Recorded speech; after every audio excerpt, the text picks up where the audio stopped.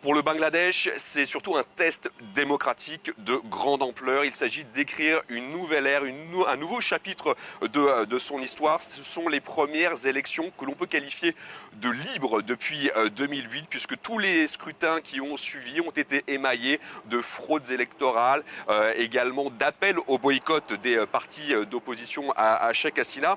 Pour la première fois, donc depuis 20 ans, des millions de jeunes vont aller voter.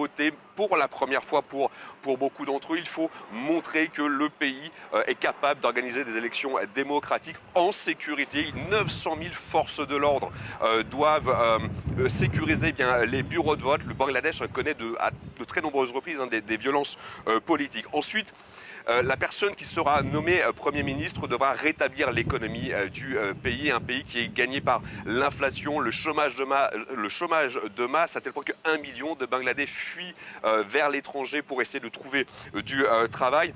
Il faut s'adresser aux classes populaires, il faut réguler ce problème de la vie chère, mais également quid de l'émancipation des femmes, du droit des femmes, quid également du réchauffement climatique qui impacte énormément le Bangladesh. Ces élections, elles vont également nous montrer quelle est la place de l'islam politique. Jusqu'alors, le Bangladesh était plutôt, on va dire, séculaire, socialiste sous Sheikh Hasina. On sent que clairement le pivot politique va vers la droite de l'échiquier électoral. Et puis il y a une dernière chose à noter.